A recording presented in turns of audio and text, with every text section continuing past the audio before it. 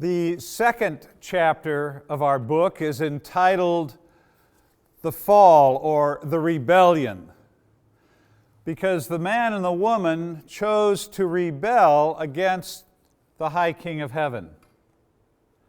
And when they rebelled, death entered the world.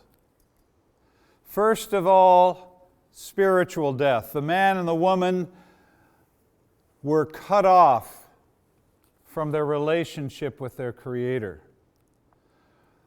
But following spiritual death would come physical death. Now you have death entering creation. But not only did death enter the world, evil entered the world.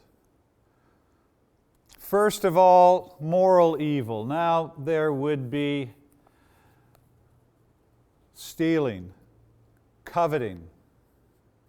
There would be injustice. There would be adultery, moral brokenness, moral evil. But that's not the only evil in the world. There's also natural evil. Now there would be pain in childbirth, weeds in the garden. There would be earthquakes, droughts. There would be tsunamis. Nature itself is broken from the rebellion that Adam and Eve made in their relationship with God. But there is a third form of evil, and that is institutional evil.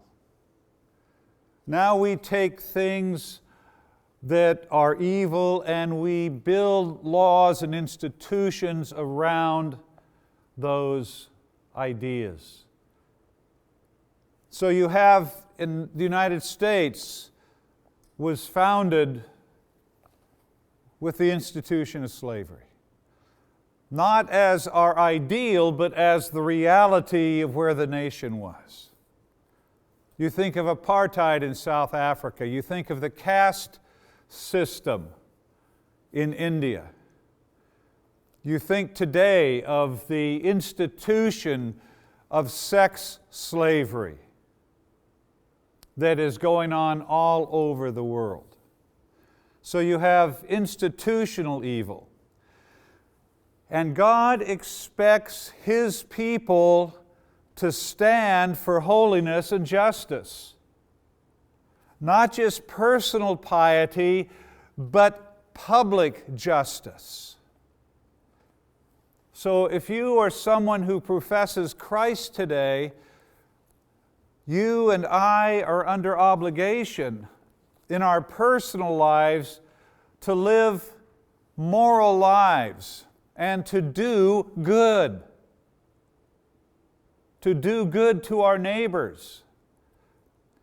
But we're not just to do in a private way the good, we are to do in a public way the good. We are to stand against hunger and poverty. We are to think of ways to reduce the impact of earthquakes and tsunamis. And we are also to stand against institutional evil. When we find corruption in our societies, we are to seek justice. And if we do that seriously, it could be costly. When we see people speaking in public lies that enslave, we are to be people who speak truth against those lies. And this can be costly.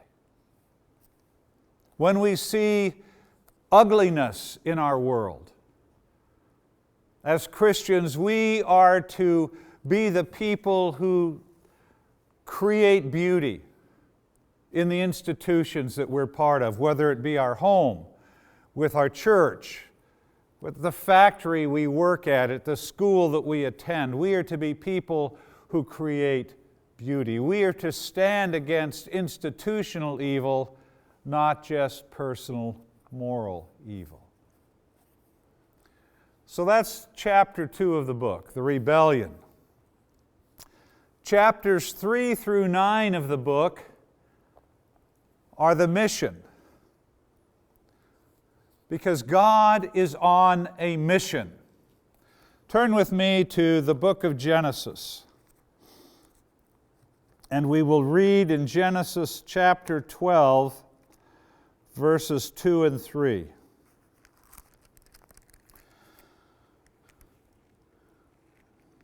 God is speaking to Abram, and He says, I will make you into a great nation, and I will bless you.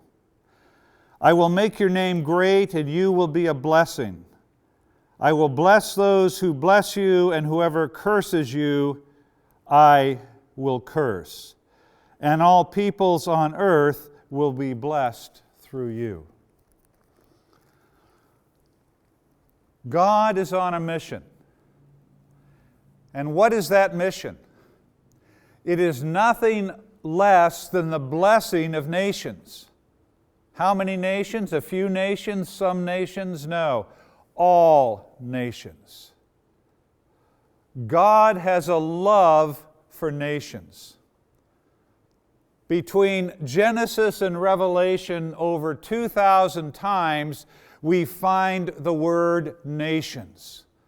God is not only interested in individuals, He is interested in nations, and He's interested in nations being blessed, and that is why He raised up Abraham. Why did God bless Abraham? Not for Himself. God blessed Abraham to be a blessing towards others. And there's something here that we need to see in our generation. We're always praying, God bless me, God bless me. And sometimes I think that all God ever hears from His people is the cry, bless me, Lord, bless me, Lord. And we expect God to bless us. And when He blesses us, sometimes we say thank you, sometimes we don't even bother to say thank you. We just say, bless me again. And as Christians, we often see ourselves as a reservoir that's empty, and we want that reservoir to be filled with God's blessing. But we could see in this passage that Abraham was not to be a reservoir of the blessing. He was to be a channel of the blessing. When God blessed Abraham, it was not for Abraham, it was for the nations. And next time that God blesses you, ask the simple question, God, who do you want me to pass this blessing on to? Because it is not for you. It's not for us. So God is a missionary God. He loves the nations, and He raised up Abraham to be a blessing to the nations. He raised up Moses, and to Moses He gave the Decalogue, the 10 Commandments. And the Decalogue was to allow us to know how to live moral lives. The Decalogue is a reflection of the nature of the moral character of God. And if you want to know what it means to live a moral life, where do you go to find out? You go to the Decalogue. But it is not only meant for personal goodness, personal holiness. The Decalogue lays the foundation for building just societies. As you travel around the world, you will find injustices everywhere. You'll find corruption everywhere. And in many nations, corruption is growing. And people long for justice. The people that are affected most by corruption and injustice are the poor. They're crushed by it. And they long for justice, but justice does not fall from heaven. Just nations do not fall out of the sky. Just nations are built. But they need a foundation. And the Decalogue, the Ten Commandments, becomes the moral foundation for building just laws and just systems in society. So God raised up Abraham to be a blessing to the world. He raised up Moses, and through Moses gave us the Decalogue so we could have a foundation for building just societies.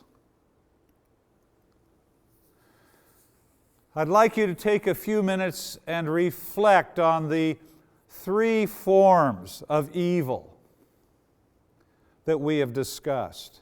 But not just to think about them, but I want you to ask the question, how do you see each form of evil being manifested in the world around you, or being manifested in your own life?